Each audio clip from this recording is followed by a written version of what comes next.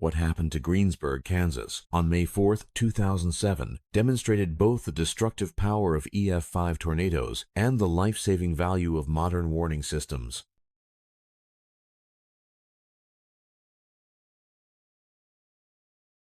The people of southwestern Kansas tonight are counting their dead and looking nervously to the skies for a possible repeat in the wake of last night's killer tornadoes. The powerful storm front triggered tornadoes across a wide swath of Kansas, killing at least 9 people. Worst hit of all was the small town of Greensburg, Kansas. Tasha Hoover stared at the radar display, watching the massive red blob crawl northeast across the screen. She'd gotten home at 6 p.m. after her shift, exhausted, looking forward to a quiet Friday evening. But something about the weather felt wrong. The air had that electric quality, that stillness before the violence. So she'd driven back to the dispatch center to help the only other dispatcher on duty.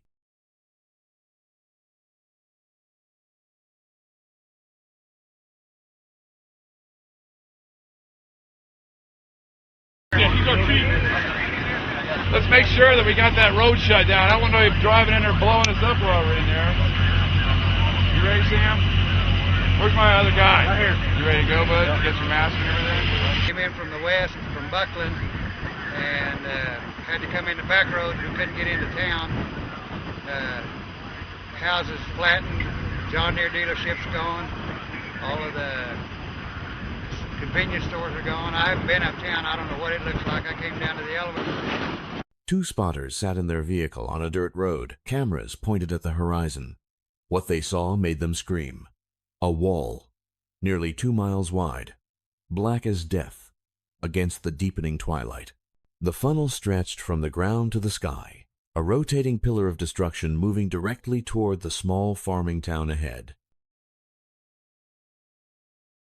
Well, we're kind of playing watch and wait for the development of severe weather across parts of south central to southwestern Kansas. Let's look outside the sky tracker. We've had quite a little bit of cloud cover, but some occasional sunshine, which has really helped warm us up. But as we look across western Kansas, we're going out to Garden City. Just some high, thin clouds, plenty of sunshine, really allowing temperatures to warm greatly. Dave Freeman leaned into the camera, his voice urgent but controlled. The enhanced Fujita scale had just been implemented 3 months earlier. Tonight, he was watching something historic form on his radar. A perfect hook echo wrapped completely around itself. The velocity signatures were off the charts. He knew what was coming. He had minutes to convince people to take shelter. Lives depended on the next words out of his mouth. Very large wedge tornado on the ground that's going to be almost due north of my location. I'm going to put it about 5 miles, Jay, about 5 miles, I'm guessing. All right. North, maybe 5 to 8 miles north of my location right now, Jay. All right, Lanny, try getting the first cam fired up if you can. And now let's go over to Darren. Darren, what do you see from your vantage point? Right now we're just about ready to get on to Highway 183 to go north towards Greensburg.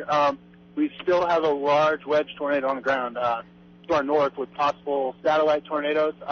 Yeah, I just saw a lightning flash that still probably, I would say probably 5 miles to our north. The sirens had been wailing for over 10 minutes now. Jeff Blackburn gathered his wife and daughter Cassie in the basement bathroom. The air pressure dropped so suddenly his ears popped. Then came the sound. Not a freight train, something worse. A screaming wind that seemed to have a voice, punctuated by the rhythmic pop, pop, pop of windows failing throughout the neighborhood. Cassie felt water on her back. The house above them was being lifted, boards stretching, creaking, pulling apart.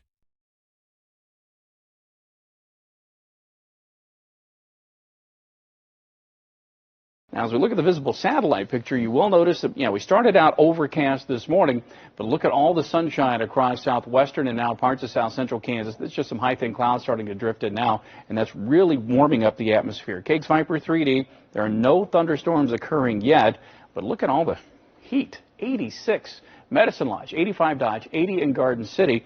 Now, the dew point, remember, this is the moisture in the air. Notice how we got a dry line between Great Bend and Dodge, Medicine Lodge to Pratt, right in here. And it's that dry line. We're going to keep an eye in that area to see if we can see some severe thunderstorms erupt. The meteorologists watched their screens in horror as the tornado centered itself directly over Greensburg, 1.7 miles wide, moving at 20 miles per hour. The residence time over any single structure would be prolonged. Catastrophic. They'd done everything right. 39-minute warning. Tornado emergency declaration. Multiple siren activations. Now all they could do was watch and pray that people had listened.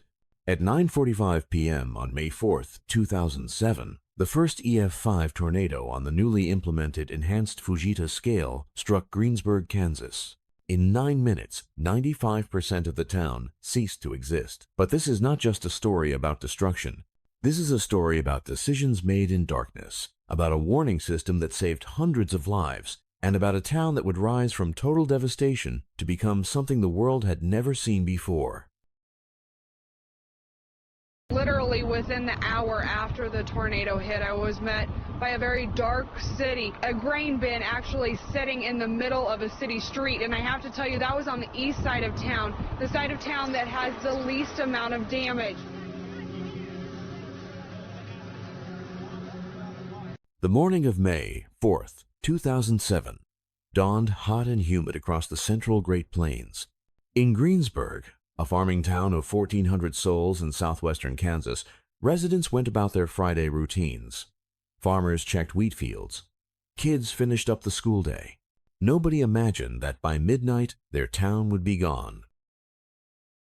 It started to hail real hard. The wind just kept getting louder. And the landline rang, and it was our neighbor, and he said, look, Kelsey and the baby are at home. Can they come over and be in your basement? And in my mind, I thought it's too late. But I couldn't tell him no, so I said, yeah, but tell him to hurry and come to the back door. Hung up the phone, ran back up the steps. Back door's right at the top of the steps. Went out, and they didn't show up. And I heard glass blow out on the south side of the house. So I turned around and started running down the steps. I'm 5 or 6 steps down, and drywall hits me in the head on the way down. 300 miles above the Rocky Mountains, a powerful jet stream carved through the upper atmosphere. Meteorologists call it a negatively tilted trough. The pattern was textbook severe weather.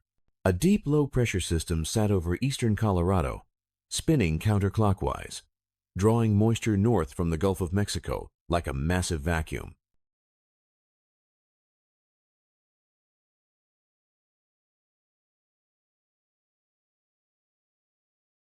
But we have an area in the atmosphere, a lid or a cap, if you will, that we've got to break through. Right now it's holding very strong. Hopefully it will hold strong. That will eliminate the severe thunderstorm threat, but we're kind of watching and waiting to see if that cap is going to erode. We'll have a complete forecast coming. On the ground, an invisible battle line formed. To the west, bone-dry air from the desert southwest. To the east, air so saturated with moisture you could taste it. Dew points surged into the upper 60s and low 70s Fahrenheit. The energy in the atmosphere was explosive. Convective available potential energy values reached 4,500 to 5,500 joules per kilogram. For context, anything over 2,500 is considered extreme.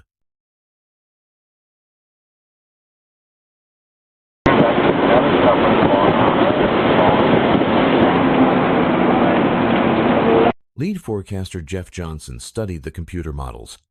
Everything was lining up for a significant severe weather event. But there was something else. A cap. A layer of warm air aloft that was suppressing storm development, allowing the instability to build and build and build. When that cap broke, probably around sunset, the storms would explode with unusual violence.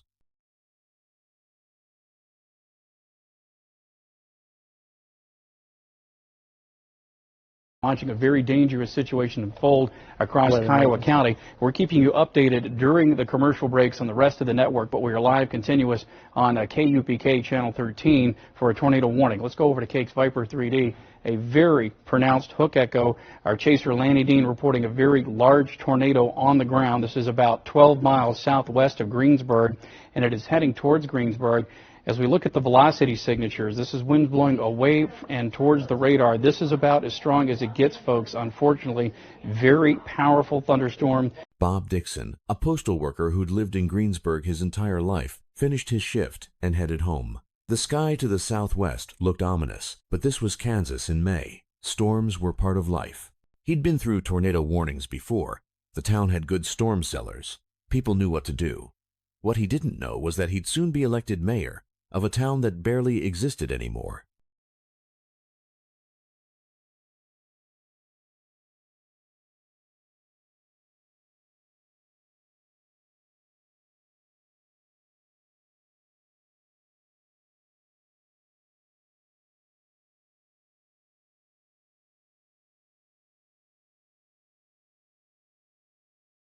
Jay, it's Lanny. I've got a monster wedge tornado. I'm about 4 to 5 miles south of Greensburg. The tornado has crossed Highway 183. Definitely, it's to my northeast. Jay, this tornado is a very big tornado. At least 3/4 of a mile wide tornado on the ground right now. The cap broke. Towering cumulus clouds punched through the warm layer, feeding on the unstable air below. Within minutes, a discrete supercell thunderstorm organized itself southwest of Dodge City. It had everything: massive rotation, rich inflow of moisture, and it was moving northeast, directly toward Greensburg. Where's that second one at? Oh man, that's a beautiful tornado. The supercell produced its first tornado in northwest Comanche County. Initially narrow, it began a process of rapid intensification. Over the next 42 minutes, it would cycle through multiple intensification phases, growing wider, stronger, more violent. Radar imagery from Dodge City showed the classic signature, a hook echo. The radar couldn't see the tornado itself, but it could see the rain and hail wrapping around the circulation, and the velocity data was terrifying.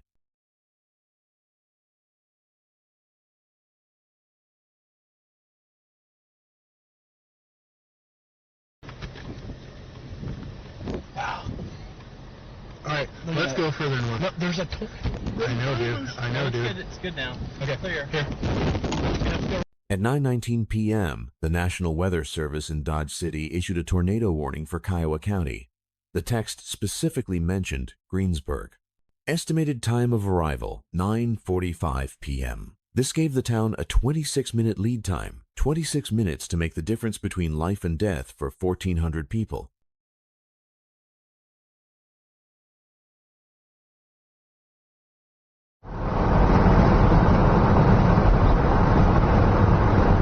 The tornado's sirens began to wail across Greensburg.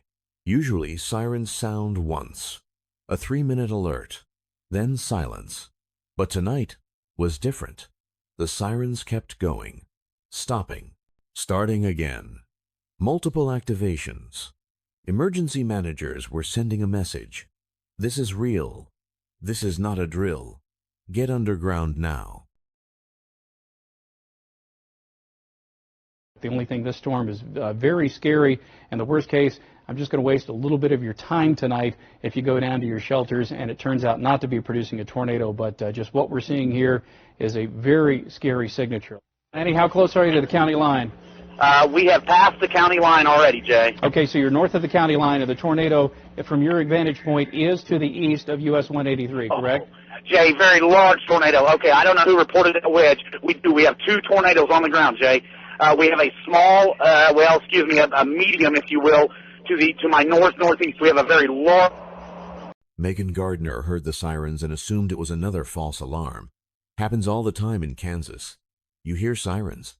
A tornado gets spotted out in a field somewhere. Then nothing. She waited for them to stop. But they didn't stop. 10 minutes passed. The sirens kept wailing. A knot formed in her stomach. This was different.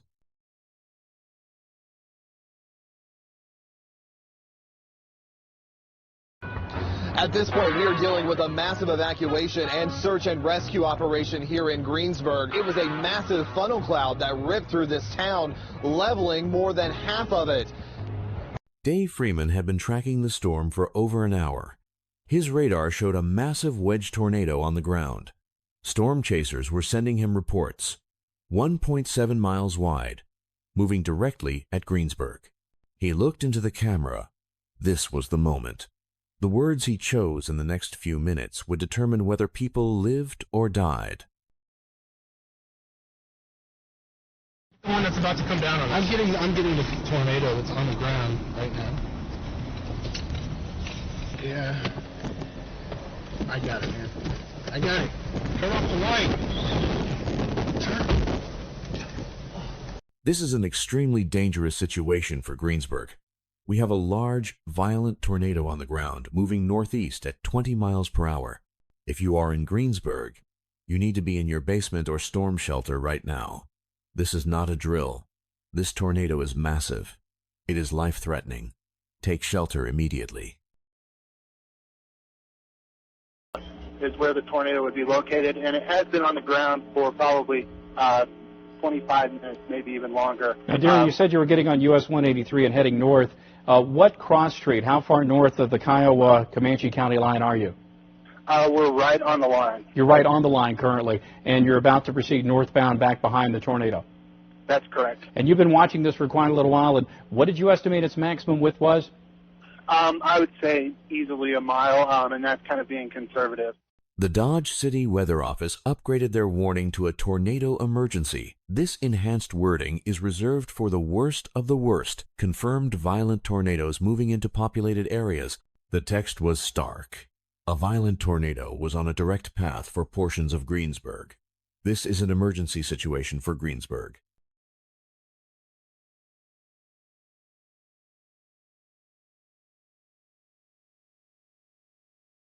All right, let's go back over to Cake's Viper 3D, and unfortunately the very scary radar signatures, they continue.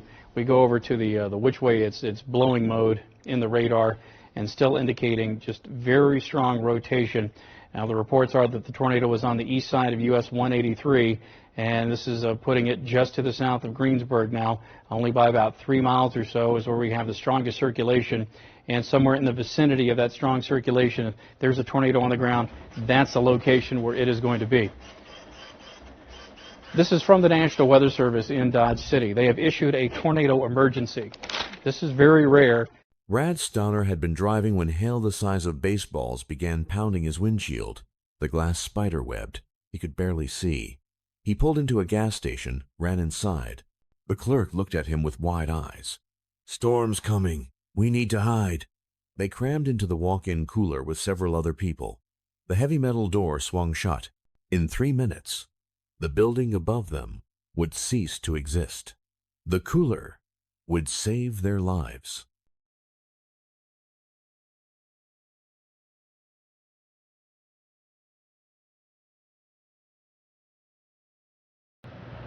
At this point, we are dealing with a massive evacuation and search and rescue operation here in Greensburg. Of course, this being one of many Kansas towns hit by twisters last night. Residents here tell us it was a massive funnel cloud that ripped through this town and left more than half of it leveled.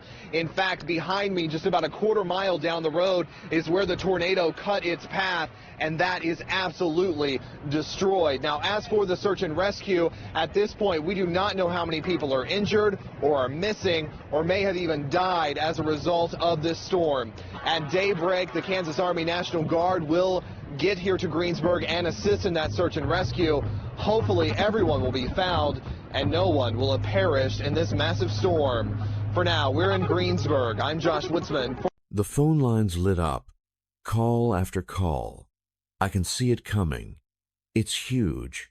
What do we do?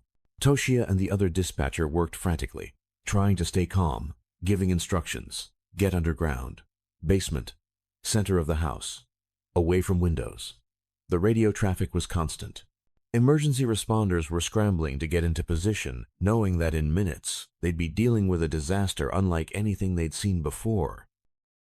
Images forever etched in my mind. One of a dad holding his child, a baby about the same age as my son that's at home, hugging him, clutching onto him, his wife sitting beside him, just sobbing and crying.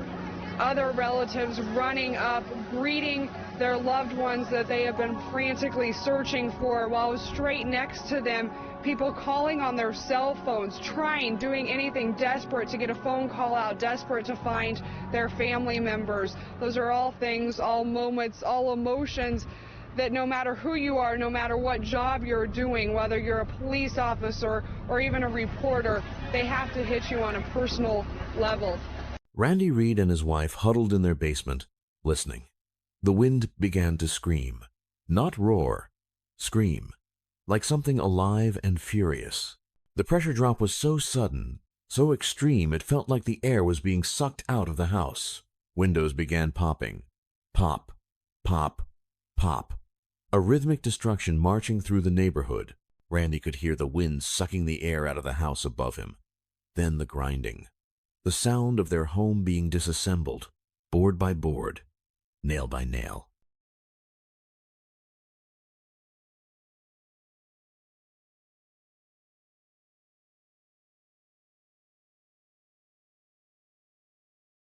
And we went and got in the bathtub, and I was frantic because I thought I'd left them there to die. I thought I'd left them there to die. Pam Muntz had just finished dinner with her daughter and grandchildren. When the sirens started, she urged her daughter to take the kids to the basement. Before joining them, she made one more decision. Their Cocker Spaniel, Sarah, was recovering from surgery. The dog was in a wire kennel that served as her doghouse. No time to take it apart. No time to move it. Pam grabbed coats from the hallway, threw them over the kennel, then ran for the basement stairs. Very strong rotation now about 12 miles southwest of Greensburg, and it's moving towards Greensburg and really doesn't show any signs of letting up. This circulation still very powerful in this thunderstorm right here. Let me give you a track on it as far as where it is in relation to the south edge of Greensburg. It's only about 10 miles to the southwest of Greensburg, and it is moving in your general direction. The tornado crossed U.S. Highway 183 on the south side of town. Homes began to disintegrate. Not collapse, disintegrate. Walls turned to splinters.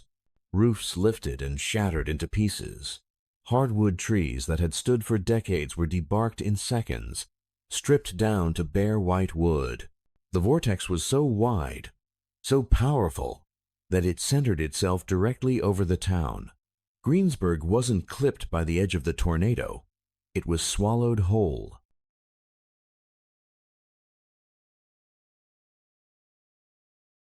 How difficult this situation was. I mean, there is no communication out here, and I know the folks back in Wichita know that very well, as we are without cell coverage for most of the time, and for law enforcement, that has been a very big problem. The tornado crossed Kansas Avenue, Greensburg's Main Street. Every business, every shop, every storefront, gone. The hardware store where Scott had been closing up exploded around him. The roof peeled off like paper. He tried to wedge himself into a doorframe. The wind spun him like a toy. Debris became missiles. Glass, wood, metal. He covered his head with his arms, felt the sharp sting of lacerations opening across his skin, and waited to die. Communications, they're just non-existent. It's just, it's impossible right at the moment. What about missing persons? I mean, are you guys aware that there are some people missing and maybe trapped? What they're trying to do now, and because of the communication, is very difficult. And what they have is they're going to the Dillon's parking lot, and they're trying to let people know, leave their name and, where they were at. And that way, basically word of mouth, we can kind of establish where everybody is and if everybody's been accounted for. Mary Sweet, hospital administrator, had evacuated patients to the lower levels. But the tornado didn't care. It ripped the roof completely off the building.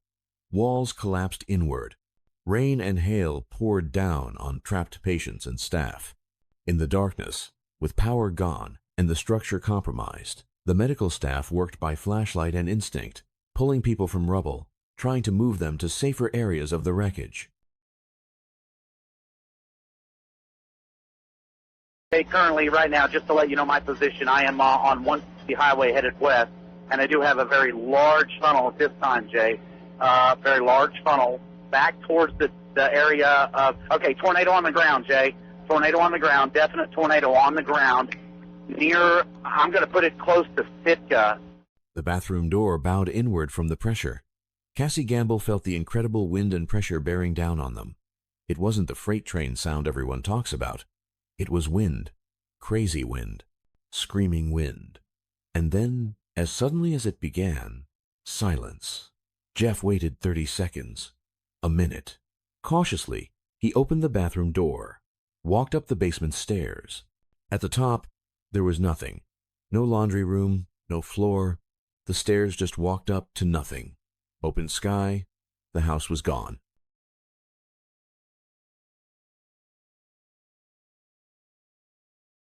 The damage as we got to downtown, unimaginable in the darkness. Then once dawn came, I have to tell you, a photographer and I were driving around town and utterly just sat in silence because there was nothing you can say As we bring you these pictures and these stories of the people here, there's no words to describe, and the pictures can't do justice, the amount of damage that is done to this town in Greensburg. Very fitting that people are just talking about wondering how to rebuild this early on, saying, I don't know how we can rebuild. One lady saying if we did rebuild, this town would be brand new. The tornado exited the north side of Greensburg and continued into open farmland. It had been on the ground for 9 minutes inside the city limits. 9 minutes of violence, so complete, so total, that when survivors emerged from their shelters, they couldn't recognize their own neighborhood. Landmarks were gone, trees were gone. The visual references that allow humans to navigate their world had been erased.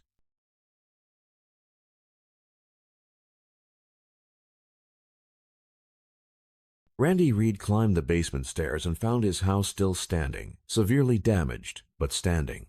He walked outside. His house was the only one left on the block. Every other home was a pile of debris. He walked through what used to be his neighborhood in shock, the surreal randomness of tornado damage. Why did his house survive when his neighbors didn't?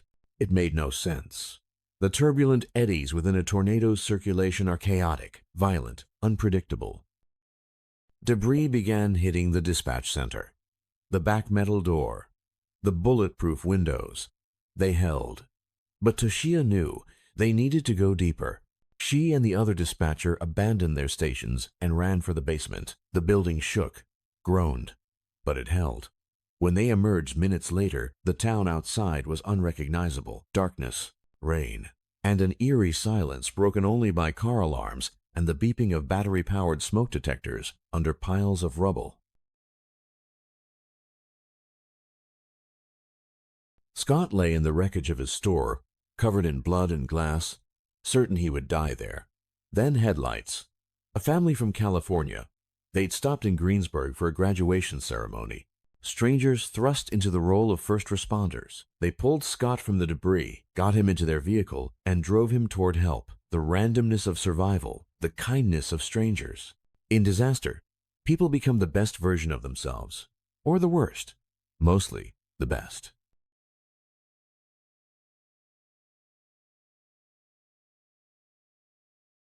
Bob Dixon walked through the darkness with a flashlight. As a postal worker, he knew every street, every address. But he couldn't find the streets. The houses that defined the addresses were gone. He'd lived in Greensburg his entire life. 61 years. Every memory he had was tied to this place. The church where he'd been married. The school his kids attended.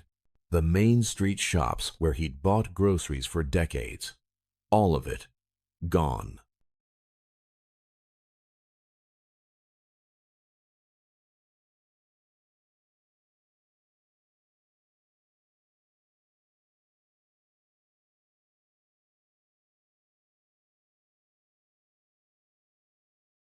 Emergency vehicles began arriving from surrounding counties.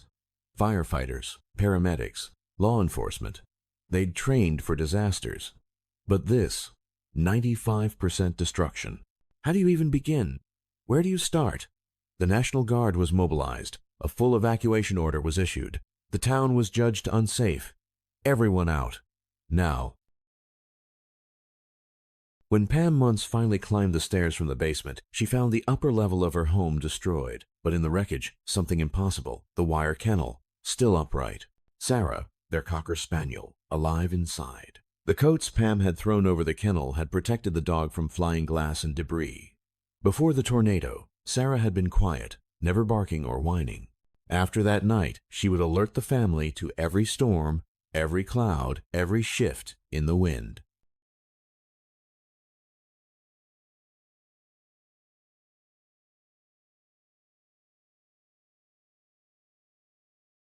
As dawn broke over Greensburg, the final death toll emerged. 11 people had died in the town, 63 injured. In a population of 1,400, those were devastating numbers. But they were also miraculous. If the same tornado had struck in 1955 with no warning system, the death toll could have exceeded 200. President George W. Bush declared Kiowa County a federal disaster area. FEMA, the EPA, the Army Corps of Engineers, the National Guard, Federal resources began flowing into the devastated community. But everyone knew. The real question wasn't whether Greensburg could be rebuilt. The question was whether anyone would choose to rebuild it at all. By Sunday morning, Greensburg was a ghost town. Every resident evacuated. The National Guard set up checkpoints on all roads leading into the city. Too dangerous. Debris everywhere. Gas leaks. Downed power lines. Unstable structures ready to collapse. Even survivors weren't allowed back in. They'd have to wait until Monday to see what was left of their homes.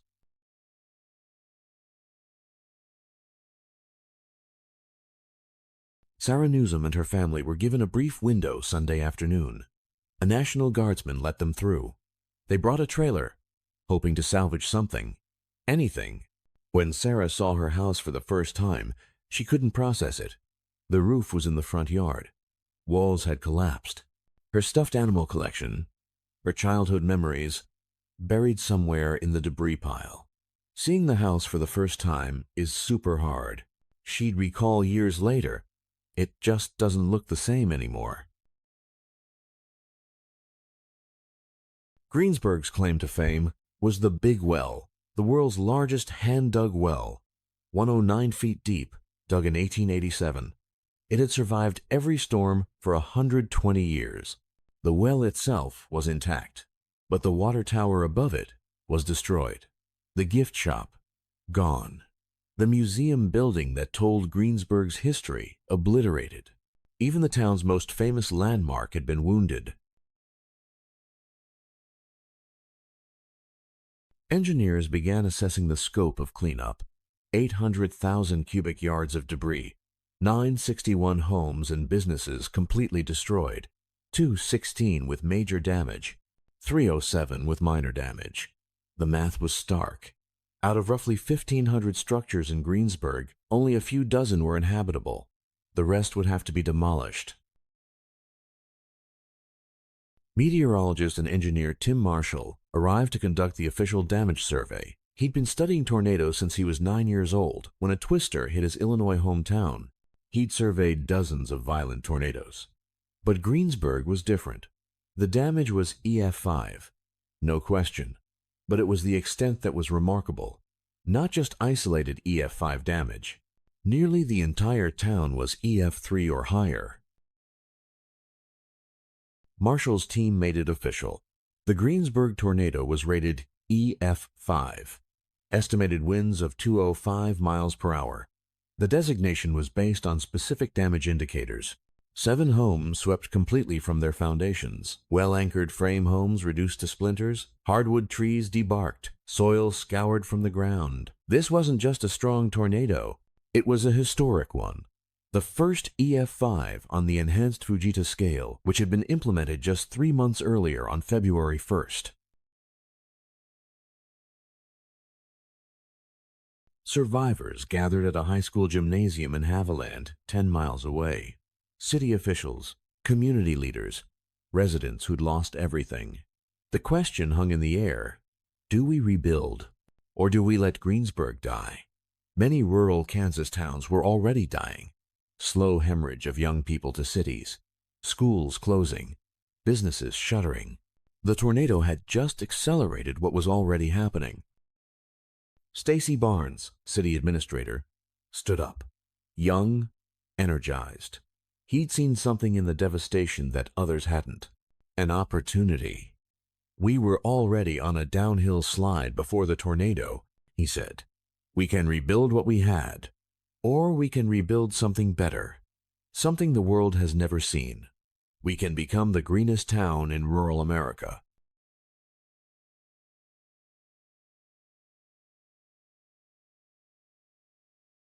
The room erupted. Half the people loved it. A vision, a purpose, a reason for Greensburg to exist in the 21st century. The other half thought it was insane. Green building? LEED certification? Wind turbines? This was western Kansas, a conservative farming community. People drove diesel trucks and worked the land. What did they know about sustainability? Kansas Governor Kathleen Sebelius toured the devastation and publicly challenged Greensburg to become the greenest town in rural America. The political support was crucial. state resources, federal grants, private donations. The Green Vision gave Greensburg something it desperately needed: a story. The media descended. CNN, National Geographic, international news outlets. Greensburg became a symbol.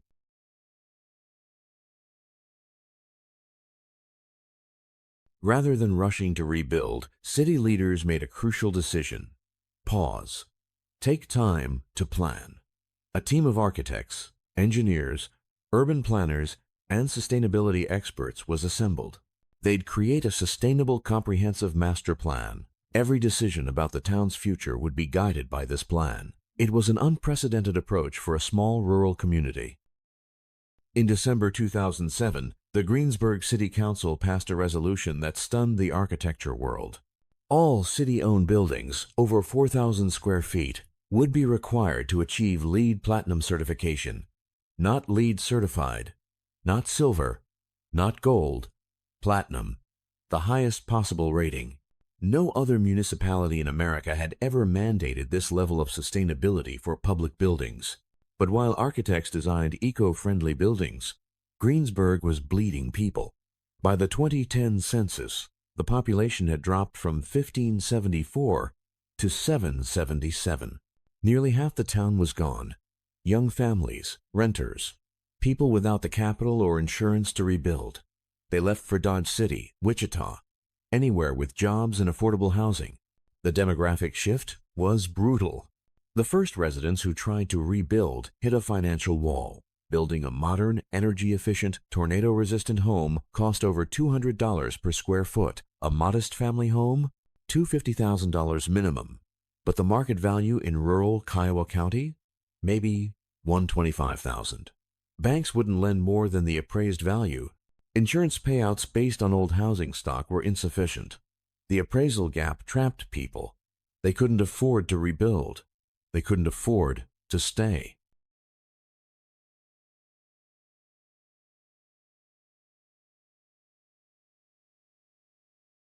The first major building completed was the 5.47 Art Center, named for the date of the tornado, May 4th, 2007.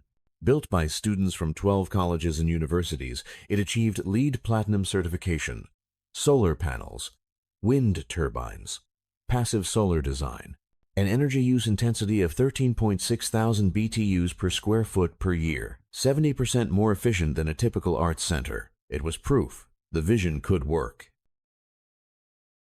President Bush returned to Greensburg for a second visit, this time to address the high school graduation. 12 seniors, the smallest graduating class in school history. Most of their families had moved away, but these 12 had stayed or returned. Bush praised their resilience. The event was broadcast nationally. Greensburg was becoming a symbol of American determination. But symbols don't pay mortgages. The decision to consolidate into a single K-12 school was controversial, but it made financial sense. The new Kiowa County schools would be a showcase of sustainable design, geothermal heating and cooling, a ground source heat pump system using the stable temperature of the earth, natural daylighting to reduce electricity use, a wind turbine on school grounds to provide power and serve as an educational tool. It would become one of the most advanced school buildings in America.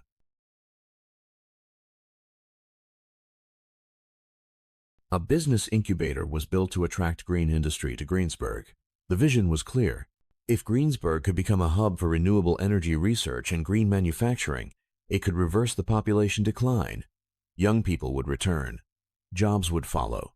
The building was LEED Platinum, but filling it with tenants proved harder than building it.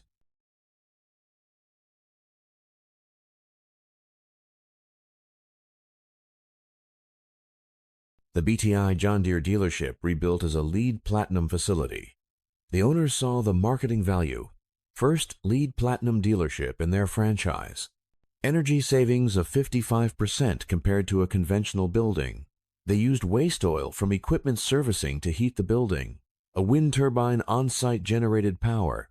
It proved that green building wasn't just for public buildings or nonprofits. It could work for private business too. The most audacious private residence was the silo home, a cylindrical structure designed to deflect tornado winds, 10-inch thick concrete walls. A design inspired by grain silos, which routinely survive tornadoes that destroy everything around them. Architect magazine featured it. Eco-tourists from Europe began visiting Greensburg specifically to see sustainable building innovations. The town was becoming a pilgrimage site for green architecture.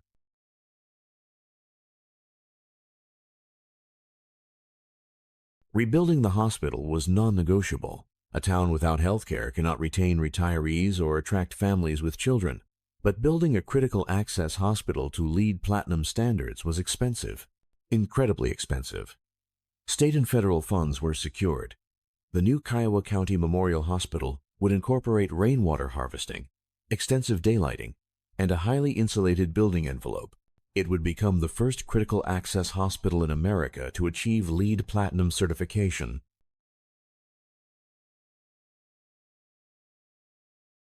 Southwest of town, 10 massive wind turbines rose from the prairie. The Greensburg Wind Farm. Each turbine rated at 1.2 to 5 megawatts. Total capacity, 12.5 megawatts. Greensburg's peak electrical load was only 3 to 4 megawatts. The town would produce 3 times more electricity than it consumed. The excess would be sold to the regional power grid. Greensburg was now a net energy producer.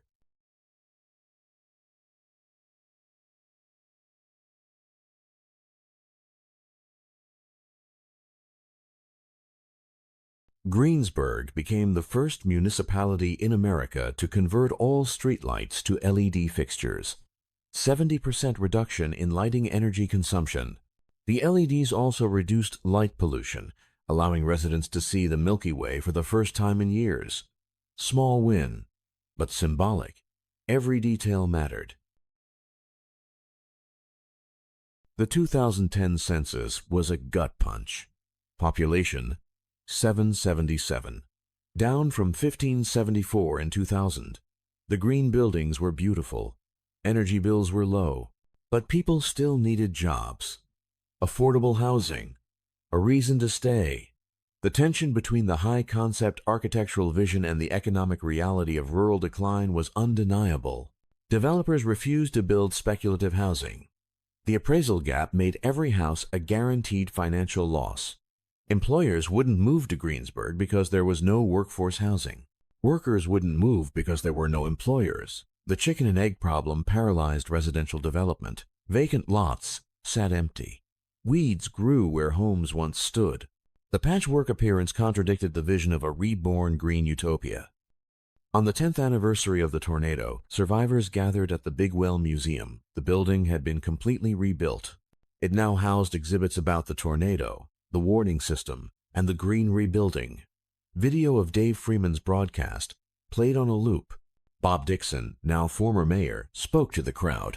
"We've built a lot here, not just physically, but as a community."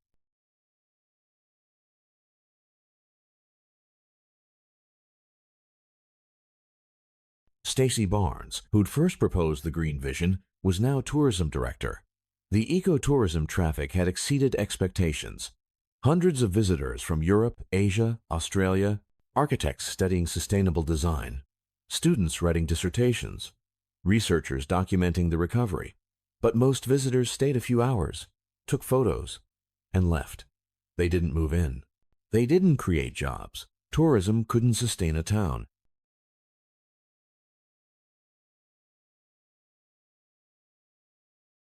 Tim Morton had been 14 when the tornado hit. He'd heard his house being lifted up, things being pulled apart, boards stretching and creaking. After high school, he left for college. Everyone assumed he'd never come back. But he did. "It's home," he said. "There's not really any place like home, I guess." Young people returning was rare, but it happened. Just not often enough. By 2020, the population had stabilized around 740. The exodus had stopped. But the growth everyone hoped for never materialized. The town was older.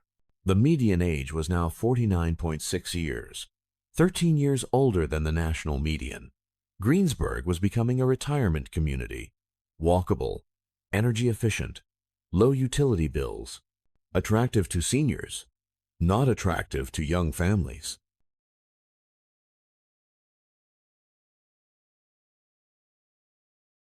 The psychological scars ran deep. Approximately 13 to 14% of survivors met clinical criteria for PTSD years after the event. Lelopsophobia, the pathological fear of tornadoes and severe weather. Every spring, when the sky darkened, some survivors experienced panic attacks. Farrell Allison, a decade after the storm, described the sensation.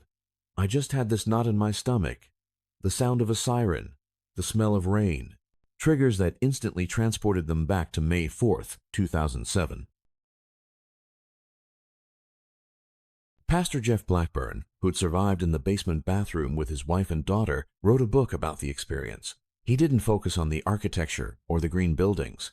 He focused on faith, community, the spiritual journey of losing everything and finding meaning in the rebuilding. His daughter Cassie, who'd been in high school during the storm, now worked for the town's media center. She'd married, put down roots. The community that raised her had survived. So would she.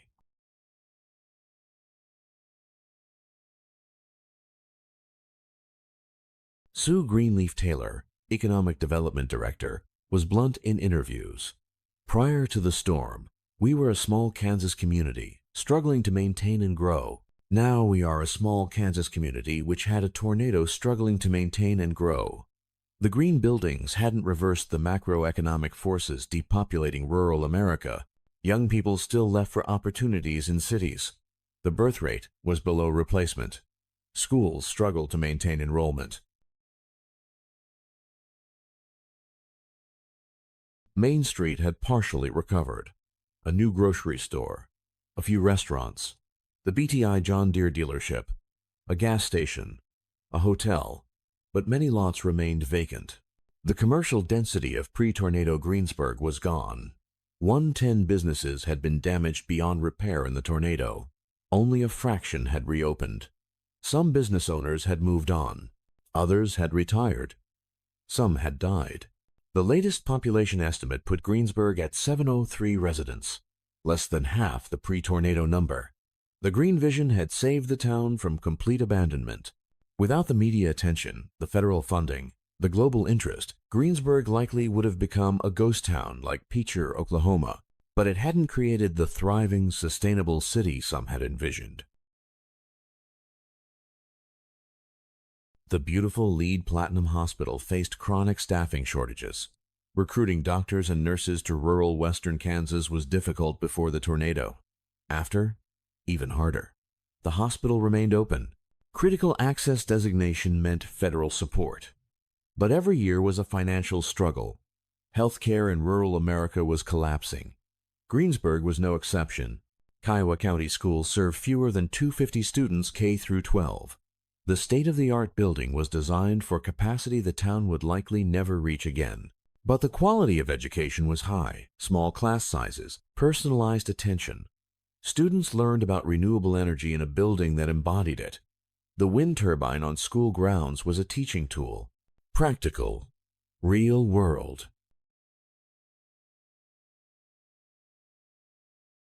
The sophisticated building management systems required specialized knowledge. Geothermal systems, solar panel arrays, energy recovery ventilators, automated lighting controls. In urban areas, finding technicians is easy. In rural Kansas, challenging and expensive. While energy bills were lower, maintenance costs for complex systems sometimes offset the savings. Nobody had factored this into the original plan.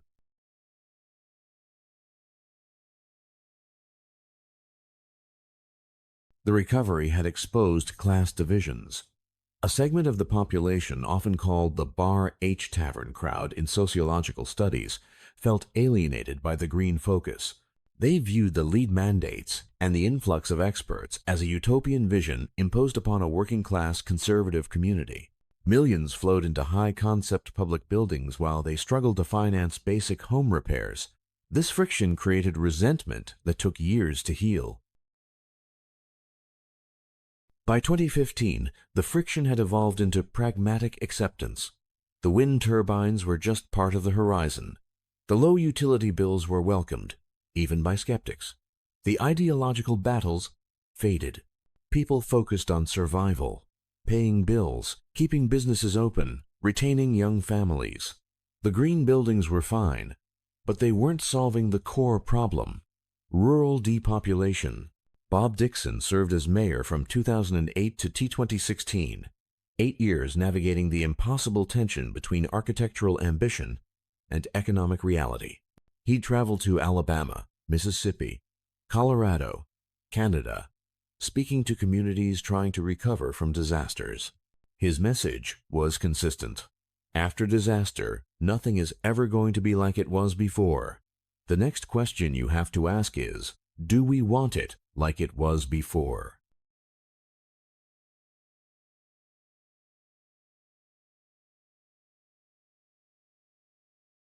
The comparison to Udall, Kansas, was inescapable. In 1955, an F5 tornado struck Udall at night. No warning system, the siren didn't sound. 77 people died out of 500 residents, a 15% mortality rate. If Greensburg had suffered the same rate, over 225 people would have died. The warning system, the 26-minute lead time, the tornado emergency declaration saved hundreds of lives. That was the first miracle.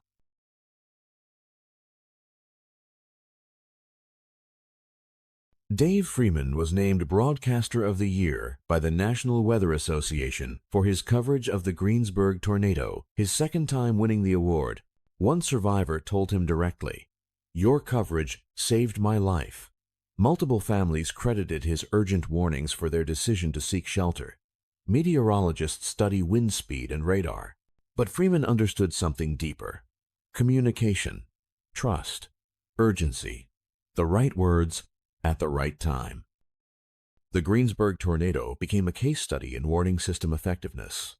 39-minute lead time from initial tornado warning to impact, multiple siren activations, tornado emergency declaration, television coverage, social media alerts.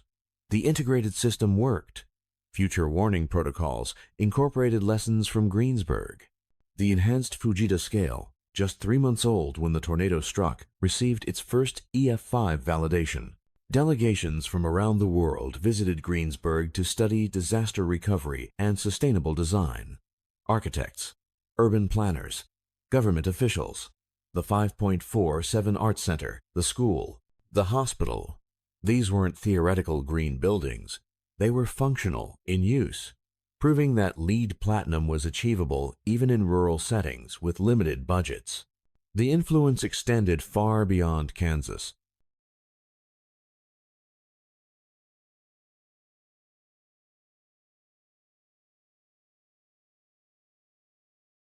The one unequivocal success was renewable energy. The wind farm produced 3 times the electricity Greensburg consumed. The excess was sold to the regional grid, generating revenue. LED streetlights reduced municipal energy costs by 70%. Solar panels on public buildings further reduced demand. Greensburg was not just carbon neutral, it was carbon negative. A net energy producer. That achievement was real, measurable, and lasting. Researchers studying Greensburg identified a powerful force: place attachment, the deep, emotional connection to a geographic location. Even when their houses were gone, people wanted to return to Greensburg. Not to the building, to the place, the landscape, the community, the shared history. This attachment was the reason anyone stayed at all.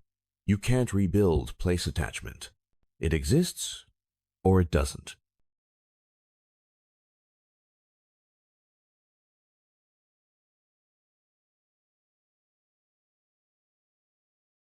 As climate change accelerated extreme weather events, Greensburg became increasingly relevant as a case study. How do communities adapt to increased tornado risk? How do you rebuild after catastrophic destruction? The Greensburg model offered answers. Build stronger. Build more efficiently. Build with resilience from day one. The lessons applied to hurricane recovery on the Gulf Coast, wildfire rebuilding in California, flood recovery in the Midwest, The total federal investment in Greensburg's recovery exceeded $300 million. FEMA grants, HUD funding, USDA rural development loans, Department of Energy renewable energy grants, EPA brownfield cleanup. Without this massive public investment, the green rebuilding would have been impossible. Critics pointed to this fact. Greensburg wasn't replicable without extraordinary federal support. Fair criticism, but also irrelevant. The support existed because Greensburg created a vision worth supporting. The private sector never materialized as hoped. The business incubator struggled with occupancy. The green manufacturing hub didn't happen. Developers wouldn't build housing. The appraisal gap made residential development financially untenable. Private capital follows profit. In rural Kiowa County, the profit margin was too thin. This was the core limitation. Beautiful buildings, but not enough economic activity to sustain population growth. As of 2025, Greensburg stands as a paradox, physically futuristic, demographically fragile. The population hovers around 700. The LEED Platinum buildings function as designed. The wind farm spins. The LED streetlights glow, but the grocery store struggles to stay open. The school enrollment declines.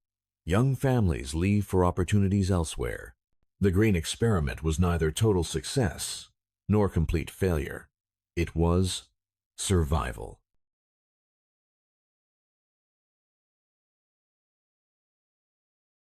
On the enhanced Fujita scale, EF5 is the highest rating. Winds over 200 miles per hour. Total destruction. The Greensburg tornado achieved this distinction 3 months after the scale was implemented. It would not be the last EF5, but it was the first, and its impact extended far beyond meteorology. The most important legacy is the simplest. 11 deaths. Tragic, but in context, miraculous. Without the warning system, the death toll could have exceeded 200. Every person who took shelter because of the sirens, because of Dave Freeman's broadcast, because of the tornado emergency declaration, lived. The integrated warning system worked. This success informed future protocols. It validated decades of investment in Doppler radar, spotter networks, and emergency communications. Greensburg could have become a ghost town. The path of least resistance after total destruction is abandonment. Residents could have taken their insurance checks and moved to Dodge City or Wichita. The town could have died quietly, another casualty of rural decline. But they chose differently. That choice, made in the darkest moments, defined everything that followed. The green buildings are beautiful, energy efficient, tornado resistant, but they didn't solve the core problem: rural depopulation. The macroeconomic forces emptying small towns across America don't stop because you have LEED Platinum certification. Jobs create communities. Communities create demand for housing. Housing follows employment. Greensburg built amazing buildings, but it couldn't create the economic foundation to fill them with people. Resilience isn't bouncing back to what was. It's adapting to new reality. Greensburg didn't rebuild a 1950s farming town. It couldn't. That world was gone. Instead, it built something new, smaller, older, more sustainable. Whether that constitutes success depends on how you define success. The town exists. People live there. Life continues. By that measure, climate change is increasing the frequency and intensity of extreme weather events. More tornadoes. Stronger hurricanes, deeper floods, more intense wildfires. Communities worldwide will face the question Greensburg faced. Do we rebuild? How do we rebuild? The Greensburg model offers one answer: build for the future, not the past. Incorporate resilience from day one. Use renewable energy. Design for adaptation. The lessons scale. The statistics fade. The meteorological data becomes historical footnote. But the stories endure. Pastor Jeff Blackburn, climbing stairs to nowhere. Toshia Hoover, watching the storm approach on radar. Pam Muntz's dog, Sarah, protected by coats thrown over a kennel. Randy Reed standing in his damaged house, the only one on the block still standing. These stories remind us that disasters don't happen to communities. They happen to people.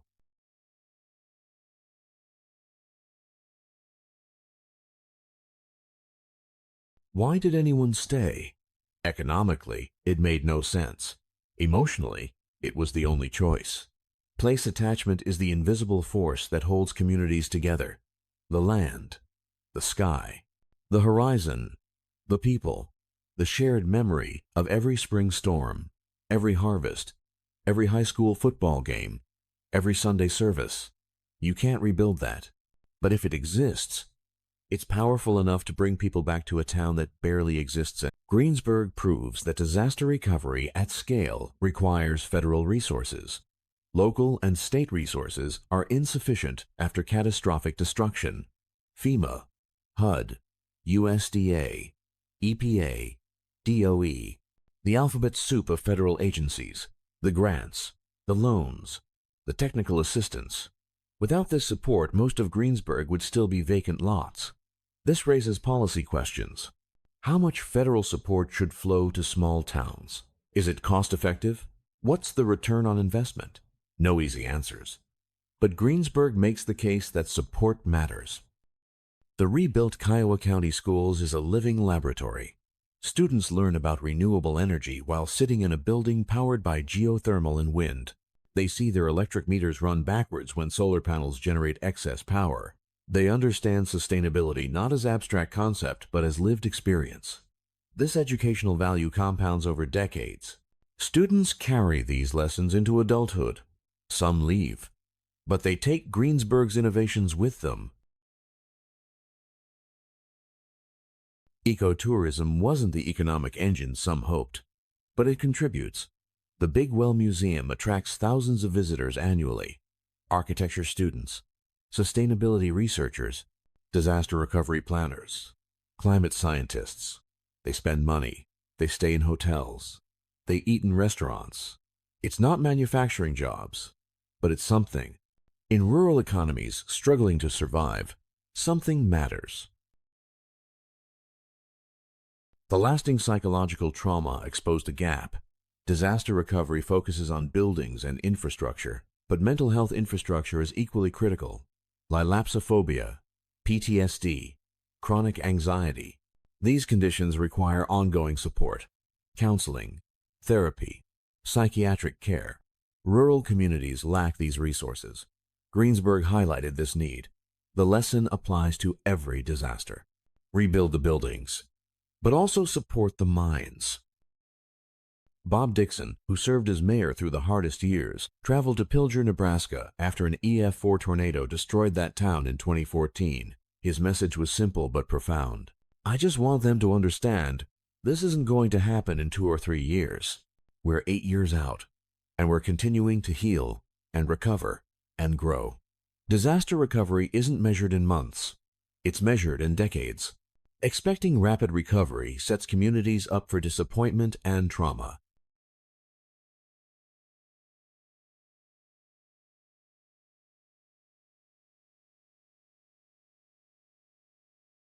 The appraisal gap between construction cost and market value was the single biggest barrier to housing recovery. This lesson applies everywhere. In disaster zones, insurance payouts reflect pre-disaster value.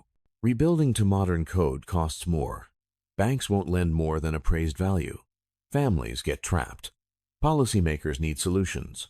Bridging loans, gap insurance, subsidized construction. Without addressing this, housing recovery stalls. Greensburg learned this the hard way.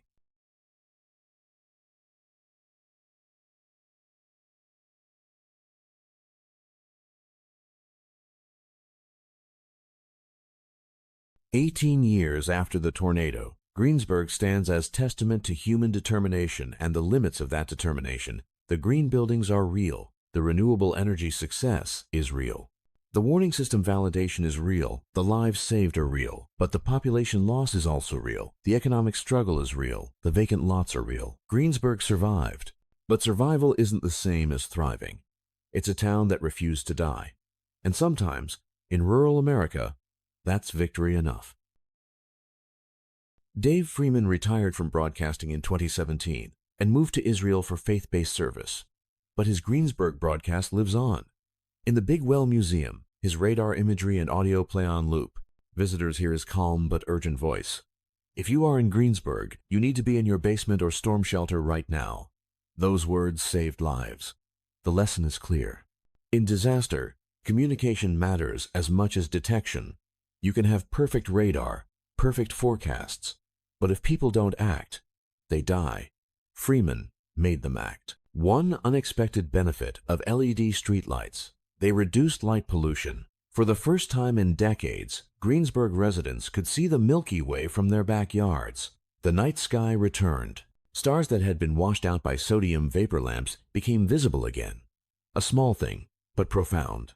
The violence of May 4th, 2007 had stripped away so much, but it also stripped away some things worth losing. The new Greensburg saw more, felt more, lived more intentionally.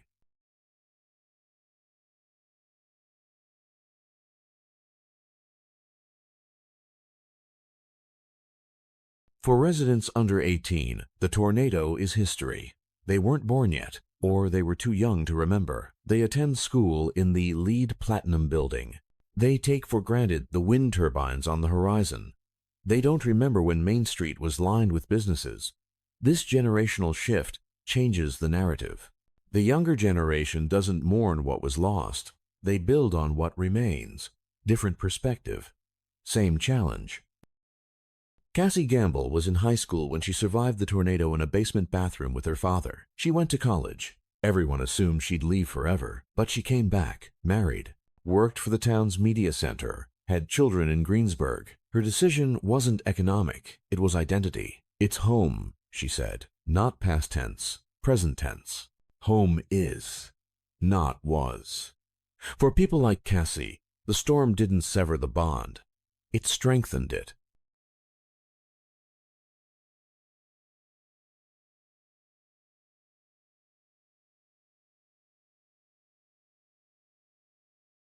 Every spring, when storm systems roll across Kansas, Greensburg survivors feel it. The darkening sky, the smell of rain, the sound of wind, triggers. Some people leave town during storm season, drive to Wichita and stay with relatives. They can't handle it. Others force themselves to face it, stand outside and watch the clouds, confronting fear. The trauma isn't optional, but the response is: some flee, some fight. Both are valid.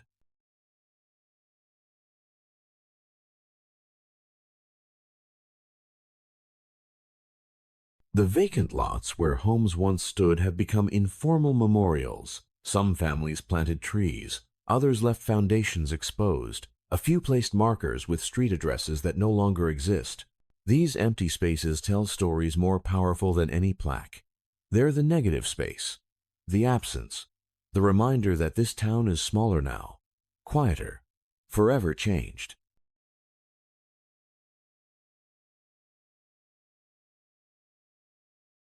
The wind farm generates revenue, lease payments to landowners, taxes to the county, jobs and maintenance. It's not manufacturing, but it's stable. Wind doesn't leave for cheaper labor markets. The turbines will spin for 25 years minimum, then be replaced. Renewable energy might not revive rural America, but it can stabilize communities. The Kansas National Guard's response in the first 72 hours prevented greater loss of life. Search and rescue, medical triage, communications, security, crowd control, debris removal. Without military-level logistics and personnel, the chaos would have been unmanageable. The Guard's role validated the importance of state-level emergency response capacity. Some states have cut National Guard funding. Greensburg makes the case for maintaining readiness. Insurance payouts were often insufficient. Policies based on replacement cost didn't account for modern building codes requiring higher standards. Some families fought for years to get full payouts. Others gave up. The insurance industry learned little from Greensburg. The same problems occur after every major disaster: underinsurance, claim denials, lengthy adjudication. Systemic reform is needed. It hasn't happened. Claude Hopkins, Larry Hoskins, Evelyn Kelly, David Lyon, Colleen Panzer, Ron Rediger, Harold Schmidt, Sarah Tackett, Beverly Voles, Richard Fry, Robert Tim Buckman, Max McCollum. 12 names on the memorial plaque at the Bigwell Museum. 12 people who didn't make it to shelter in time. 12 families forever changed. The number matters because it could have been 200, but each individual death was absolute for those who loved them. Many survivors credited NOAA weather radio for their survival. The automated warnings, the specific language, the urgency. In rural areas without reliable cell service or cable television, weather radio was the lifeline. Simple technology, cheap, effective. The lesson: high-tech solutions are great, but simple, reliable, low-cost technology saves lives. Every household in tornado-prone regions should have a weather radio, period. Donations poured in from across America. Millions of dollars. Thousands of volunteers, church groups, labor unions, college students on spring break, Habitat for Humanity, Mennonite Disaster Service. Americans rally in crisis. The response was overwhelming, but coordination was challenging. Too many volunteers showed up with no housing or organization. Too many donations of unusable items. Future disaster response requires better coordination infrastructure. Survivors consistently said the tornado didn't sound like a freight train. It sounded like screaming wind, crazy wind. The freight train comparison is so common that people expect it. But real tornadoes sound different depending on proximity, intensity, and structure. The lesson: don't wait for a specific sound. If sirens sound, if warnings issued, take shelter. Don't wait to hear it. By then, it's too late. The survival rate for people in basements or proper shelters was nearly 100%. The 11 deaths occurred primarily among people caught above ground or in inadequate shelter. The message is stark. Basements work. Storm shelters work. Closets don't. Bathtubs don't. Get underground. Get to the lowest level of the strongest building. Listen to warnings. Take action. Greensburg proved these principles with lives. The atmospheric conditions on May 4th were near perfect for violent tornadoes. Extreme Cape values, strong wind shear, rich moisture, late-day storm initiation when instability peaked. Forecasters recognized the setup. They issued watches hours in advance. The system worked from atmospheric science to public warning. This validation reinforced confidence in forecast models and communication protocols.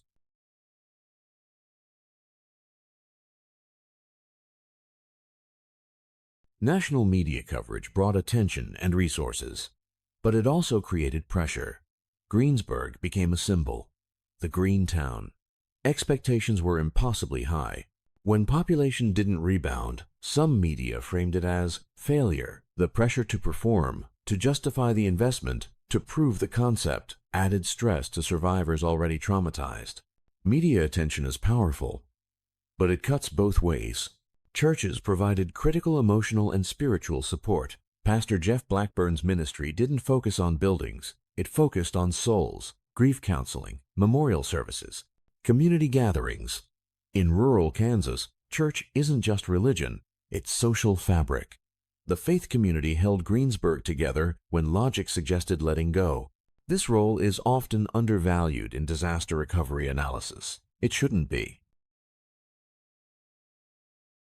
Greensburg is becoming an age-in-place community, median age 49.6 years and rising, the walkable downtown, low utility bills, quality health care, quiet streets. These appeal to retirees. Young families can't afford it, so the town grays. This isn't failure, it's adaptation, but it raises questions about long-term sustainability.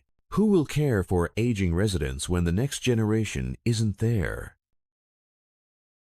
Greensburg required sustained political will.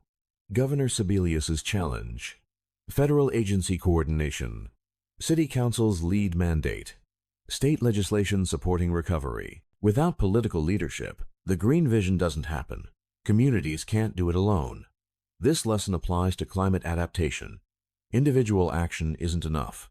Institutional change requires political will. Greensburg had it. Most places don't.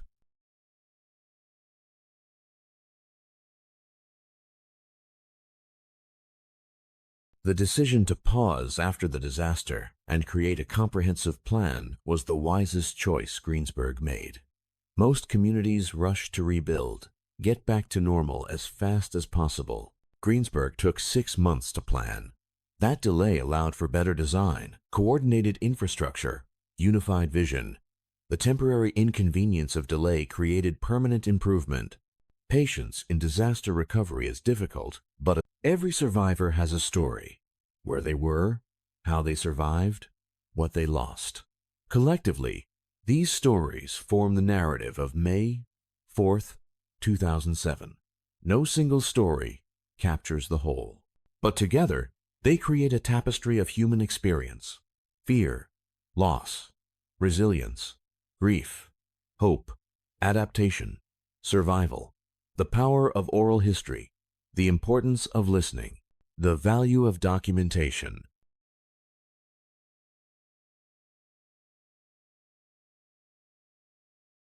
In 2007, smartphones were rare. Social media was new. Warning dissemination has evolved dramatically. Today, wireless emergency alerts push tornado warnings directly to phones. Location-specific, instantaneous. Greensburg helped prove the value of multi-channel warning systems.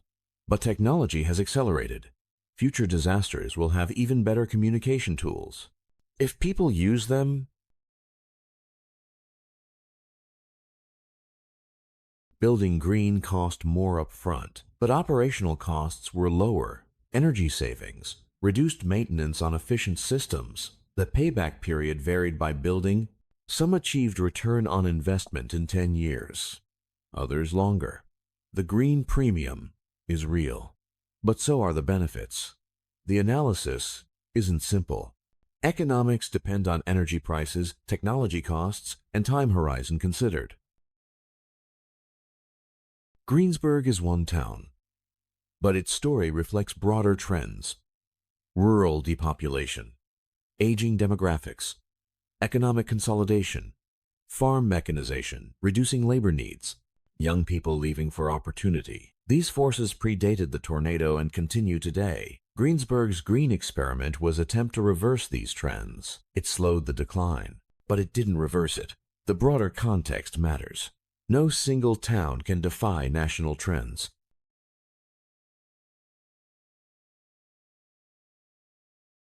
Was the Greensburg tornado caused by climate change? Scientists are cautious about attributing individual events. Climate change increases atmospheric energy.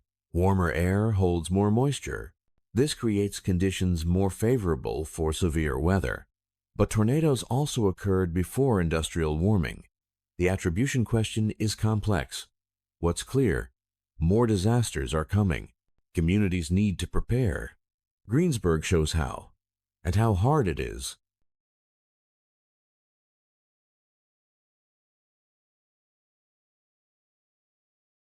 Pam Muntz grabbed coats from the hallway and threw them over her dog Sarah's kennel before running to the basement. That split-second decision saved the dog's life. Flying glass and debris that should have killed Sarah was stopped by fabric, randomness, chaos, and a moment of quick thinking under pressure. Small decisions in disaster cascade into big outcomes. This story reminds us that survival often hinges on tiny actions taken in terror. Greensburg's Main Street was called the Yellow Brick Road by some locals. Brick buildings, brick storefronts, a century of commercial history. The tornado ground it to dust in seconds. The new downtown is functional, but it's not the Yellow Brick Road. Some things can't be rebuilt, only mourned. The lost architecture, the lost businesses, the lost sense of history embedded in old buildings, gone. This loss is rarely quantified but deeply felt. Why did I survive when my neighbor died? Why did my house stand when others disintegrated? Survivor guilt is real and painful. Randy Reed walked through his surviving house surrounded by total destruction. The randomness felt wrong, undeserved.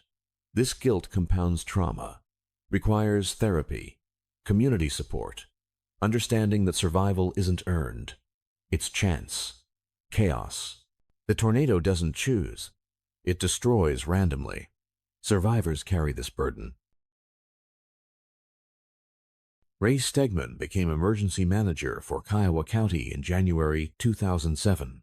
4 months later, the worst disaster in county history. He had no emergency operations plan, not NIMS compliant, minimal training. But he rose to the challenge. Years later, listening to archived radio traffic from that night, he said, "It's just amazing going back and listening to that whole duration of radio traffic that you forget over time hearing. The trauma embedded in voice recordings, the decisions made under pressure. The learning curve was brutal, but lessons were learned."